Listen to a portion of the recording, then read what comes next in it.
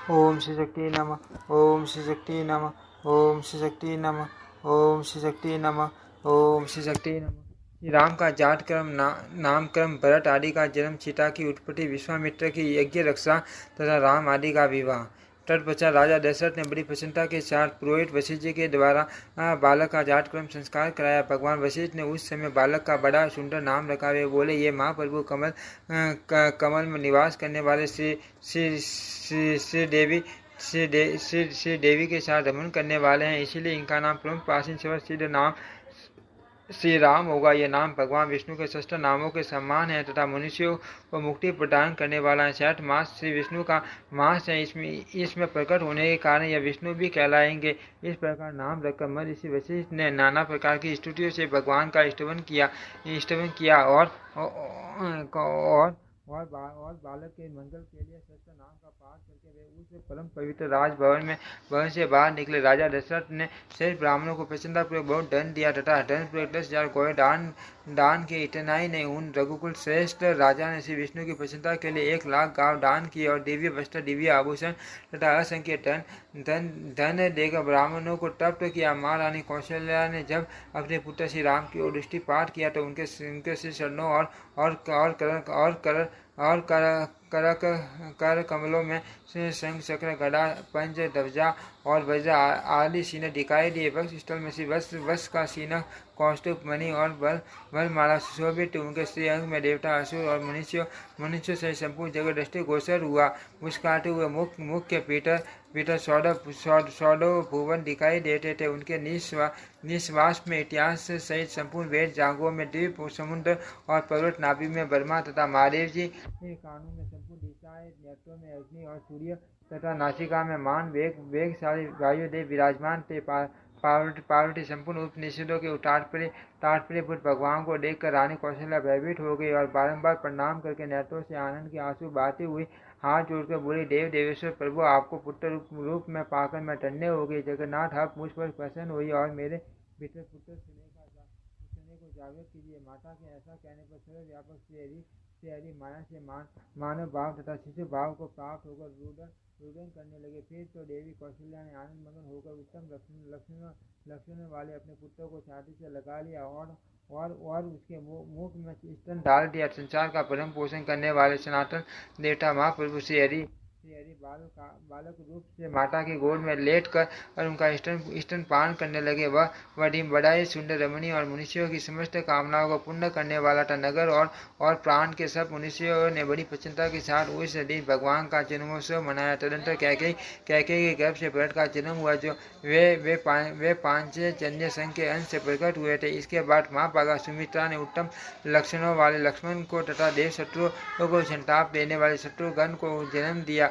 शत्रुपक्ष के वीरों का संहार करने वाले श्री लक्ष्मण भगवान अनंत के अंश से और अमित महापराक्रमी शत्रुघ्न सुदर्शन के अंश से प्रकट हुए थे। व्यावस्वत मनु के वंश में जन्म लेने वाले वे सभी बालक क्रमश बड़े हुए। माँ तेजस्वी महर्षि वशिष्ठ ने सबका विधि पूर्वक संस्कार किया। तदंतर सबने वेद शास्त्रों का अध्ययन किया। संपूर्ण शास्त्रों के तत्व के होकर वे वेद के भी प्रतिष्ठित विद्वान हुए। श्री राम हमारे चारों भाई बड़े ही उदार और लोगों का हर्ष बढ़ाने वाले थे। उनमें श्री राम और लक्ष्मण की जोड़ी एक साथ रहती थी और भरत तथा शत्रुघ्न की जोड़ी एक साथ। भगवान के अवतार लेने के पश्चात जगदीश्वरी भगवती लक्ष्मी राजा जनक के भवन में अवतीर्ण हुई। जिस समय राजा जनक किसी शुभ क्षेत्र में यज्ञ के लिए हल से भूमि जोड़ रहे थे, उसी समय सीता हल के अग्रभाग से एक सुंदरी कन्या प्रकट हुई, जो साक्षात लक्ष्मी थी। उसे वेदमयी कन्या को देख मिथिलापति राजा जनक के गोद में उठा लिया और अपनी पुत्री मानकर उसका पालन पोषण किया। इस प्रकार जगदीश्वरी वल्लभा देवेश्वरी लक्ष्मी संपूर्ण लोगों की रक्षा के लिए राजा जनक के मनोहर भवन में पल रही थी। इसी समय विश्वविख्यात महामुनि विश्वामित्र ने गंगा जी के सुंदर तट पर परम पुण्य में सिद्धाश्रम में एक उत्तम यज्ञ आरंभ किया। जब यज्ञ होने लगा तो रावण के रावण के अधीन रहने वाले कितने ही निशाचर उसमें विघ्न डालने लगे। इससे विश्वामित्र मुनि को बड़ी चिंता हुई। तब उन धर्मात्मा मुनि ने लोकहित के लिए रघुकुल में प्रकट हुए श्री हरि को वहां ले आने का विचार किया। फिर तो वे रघुवंशी सत्य सुरक्षित रमणीय नगरी अयोध्या में गए और वहाँ राजा दशरथ से मिले। कौशिक मुनि को उपस्थित देखा राजा दशरथ हाथ जोड़कर खड़े हो गए तथा उन्होंने अपने पुत्रों के साथ मुनिवर विश्वामित्र के चरणों में मस्तक झुकाया और बड़े हर्ष के साथ कहा, मुने आज आपका दर्शन पाकर मैं धन्य हो गया। तत्पश्चात उन्हें उत्तम आसन पर बिठाकर राजा ने विधि पूर्वक सत्कार किया और पुनः प्रणाम करके पूछा, महर्षि मेरे लिए क्या आज्ञा है। तब माँ तपस्वी विश्वामित्र अत्यंत प्रसन्न होकर बोले, राजन आप मेरे यज्ञ की रक्षा के लिए श्री रामचंद्र जी को मुझे दे दीजिए। इनके समीप रहने से मेरे यज्ञ में पुण्य सफलता मिलेगी। मुनि और विश्वामित्र की यह बात सुनकर स्वर्गीय में से राजा दशरथ ने लक्ष्मण से श्री राम को मुनि की सेवा में समर्पित कर दिया। माँ तपस्वी विश्वामित्र उन दोनों रघुवंशी कुमारों को साथ ले बड़ी प्रसन्नता के साथ अपने आश्रम पर गए। श्री रामचंद्र जी के जाने से देवताओं को बड़ा हर्ष हुआ। उन्होंने भगवान के ऊपर फूल बरसाए और उनकी स्तुति की। उस समय माँ बलि गरुड़ सब प्राणियों से अदृश्य होकर वहां आए और उन दोनों भाइयों को दो दिव्य धनुष तथा अक्षय बाणों वाले दो टूनीर आदि दिव्य अस्त्र शस्त्र देकर चले गए। श्री राम और लक्ष्मण दोनों भाई पाप पराक्रमी वीर थे। तपोवन में पहुंचने पर महात्मा कौशिक ने विशाल वन के भीतर उन्हें एक भयंकर राक्षसी को दिखलाया जिसका नाम ताड़का था। वह सुंदर नामक राक्षस की स्त्री थी। मुनि की प्रेरणा से उन दोनों ने दिव्य धनुष से छूटे हुए बाणों द्वारा ताड़का को मार डाला। श्री रामचंद्र जी के द्वारा मारी जाने पर वह भयंकर राक्षसी अपने भयानक रूप को छोड़कर दिव्य रूप में प्रकट हुई। उसका शरीर तेज से उद्दीप्त हो रहा था तथा वह सब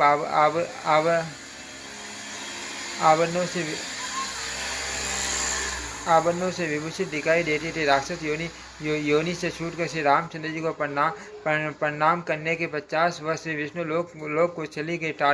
ताड़का को मार तेजस्वी श्री रामचंद्र जी ने महात्मा लक्ष्मण के साथ विश्वामित्र के शुभ आश्रम में प्रवेश किया। उस समय समस्त मुनि बड़े प्रसन्न हुए। वे आगे बढ़कर श्री रामचंद्र जी को ले गए और उत्तम आसन पर बैठाकर सबने आदि के द्वारा उनका पूजन किया। दिव्य श्रेष्ठ विश्वामित्र ने विधि पूर्वक यज्ञ की दीक्षा ले मुनियों के साथ उत्तम यज्ञ आरंभ किया। उच्च महायज्ञ का आरंभ होते ही मारिस नामक राक्षस अपने भाई सुबाहु के साथ उसमें विघ्न डालने के लिए उपस्थित हुआ। उन भयंकर राक्षसों को देखकर विपक्षी वीरों का संहार करने वाले श्री रामचंद्र जी ने राक्षस राज सुबाहु को एक ही बाण से मौत के घाट उतार दिया और मान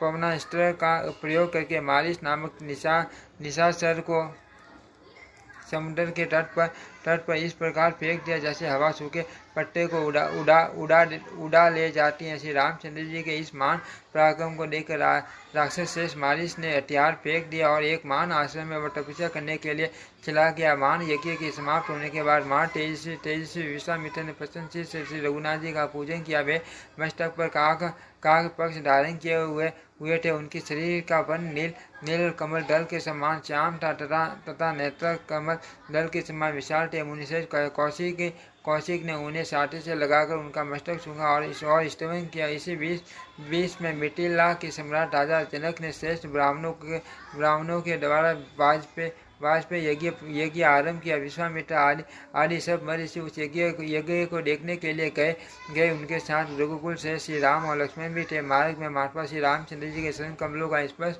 हो जाने से बहुत ही बड़ी शिला के रूप में पड़ी हुई गौतम पत्नी अहिल्या क्षुब्ध हो गई। पूर्व काल में वह अपने स्वामी गौतम के सांप से पत्थर हो गई थी, किंतु श्री रघुनाथ जी के चरणों का स्पर्श होने से शुद्ध शुभ गति को प्राप्त हुए। तदनंतर दोनों रघु कुमारों के साथ मिथिला नगरी में पहुंचकर सभी मुनिवरों का मन प्रसन्न हो गया। महाबली राजा जनक ने मान सौभाग्यशाली महर्षियों को आया देख आगे बढ़कर उन्हें प्रणाम और पूजन किया। कमल के समान विशाल नेत्रों वाले नील कमल दल के समान श्याम वर्ण पीताम्बरधारी कोटि कंडकों के सौंदर्य को मात करने वाले समस्त शुभ लक्षणों से संपन्न तथा सब प्रकार के आभूषणों से विभूषित रघुवंश नाथ श्री रामचंद्र जी को देखकर मिथिला नरेश जनक के मन में बड़ा हर्ष हुआ। उन्होंने दशरथ नंदन श्री राम को परमेश्वर का ही स्वरूप समझा और अपने को धन्य मानते हुए उनका पूजन किया। राजा के मन में श्री रामचंद्र जी को अपनी कन्या देने का विचार उत्पन्न हुआ। ये दोनों कुमार रघुकुल में उत्पन्न हुए हैं। इस प्रकार दोनों भाइयों का परिचय पाकर राजा ने उत्तम वस्त्र और आभूषणों के द्वारा धर्मपूर्वक उनका सत्कार किया और मधुपर्क आदि विधि से संपूर्ण महर्षियों का भी पूजन किया। तत्पश्चात यज्ञ समाप्त होने पर कमल नयन श्री राम ने शंकर जी के दिव्य धनुष को भंग करके जनक किशोरी सीता को जीत लिया। उस पराक्रमी मान शुल्क से अत्यंत संतुष्ट होकर मिथिला ने सीता को श्री रामचंद्र जी की सेवा में देने का निश्चय कर लिया। तत्पश्चात राजा जनक ने महाराज दशरथ के पास दूत भेजा। धर्मात्मा राजा दशरथ अपने दूर पुत्र भरत और शत्रुघ्न को साथ लेकर वशिष्ठ वामदेव आदि महर्षि और सेना के साथ मिथिला आए और जनक के सुंदर भवन में उन्होंने जनवासा किया। फिर शुभ समय में मिथिला नरेश ने श्री राम का सीता के साथ और लक्ष्मण का उर्मिला के साथ विवाह कर दिया। उनके भाई कुश ध्वज को दो सुंदरी कन्याएं थी, जो मांडवी और सूर्य कीर्ति के नाम से प्रसिद्ध थे। वे दोनों सभी शुभ लक्षणों से संपन्न थे। उनमें से मांडवी के साथ भरत का और सूर्य के साथ शत्रुघ्न का विवाह किया।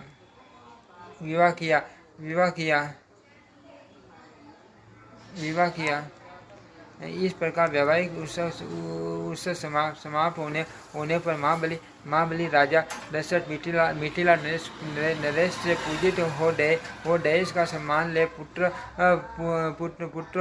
पुत्र वधुओं को सेवकों अश्व गज आदि सैनिकों तथा नगर और प्रांत के लोगों के साथ अयोध्या को प्रस्थित हुए। मार्ग में महापराक्रमी तथा परम प्रतापी परशुराम जी मिले, जो हाथ में फंसा लेकर क्रोध में भरे हुए सिंह की भांति खड़े थे। वे शत्रुओं के लिए काल रूप थे और श्री रामचंद्र जी के पास युद्ध की इच्छा से आ रहे थे। रघुनाथ जी को सामने पाकर परशुराम जी ने इस प्रकार कहा, महाभाव श्री राम, मेरी बात सुनो। मैं युद्ध में बहुत से महापराक्रमी राजाओं का वध करके ब्राह्मणों को भूमिदान दे तपस्या करने के लिए चला गया था, किंतु आपके वीर्य और बल की ख्याति सुनकर यहाँ आपसे युद्ध करने के लिए आया हूँ। यद्यपि इक्ष्वाकु वंश के वे क्षत्रिय जो मेरे नाना के कुल में उत्पन्न हुए हैं, मेरे भृत्य नहीं है, तथापि किसी भी क्षत्रिय का बल और पराक्रम सुनकर मेरे लिए उसका सहन करना असंभव है। इसीलिए उदार रघुवंशी वीर, आप मुझे युद्ध का अवसर दो। सुना है आपने शंकर जी के दुर्दर्श धनुष को तोड़ डाला है। यह वैष्णव धनुष भी उसी के समान शत्रुओं का संहार करने वाला है। आप अपने पराक्रम से इसकी प्रशंसा सदा दो तो मैं आपसे हार मान लूँगा, अथवा यदि मुझे देखकर आपके मन में भय समा गया हो तो मुझ बलवान के आगे अपने हथियार नीचे डाल दो और मेरी शरण में आ जाओ। परशुराम जी के ऐसा कहने पर परम प्रतापी श्री रामचंद्र जी ने वह धनुष ले लिया, साथ ही उनसे अपनी वैष्णवी शक्ति को भी खींच लिया। शक्ति से वियोग होते ही पराक्रमी परशुराम क्रम भ्रष्ट ब्राह्मण की भांति वीर्य और तेज से हीन हो गए। उन्होंने तेजोहीन देख कर समस्त शक्ति साधु कहते हुए बारंबार श्री रामचंद्र जी की सराहना करने लगे। रघुनाथ जी ने उस मान धनुष को हाथ में लेकर अनायास ही उसकी प्रशंसा सदा दी और बाण का संधान करके विस्मय में पड़े हुए परशुराम जी से पूछा, ब्राह्मण, इस श्रेष्ठ बाण से आपका कौन सा कार्य करूं? आपके दोनों लोगों का नाश कर दो या आपके पुण्य द्वारा उपार्जित स्वर्ग लोक का ही अंत कर डालूं।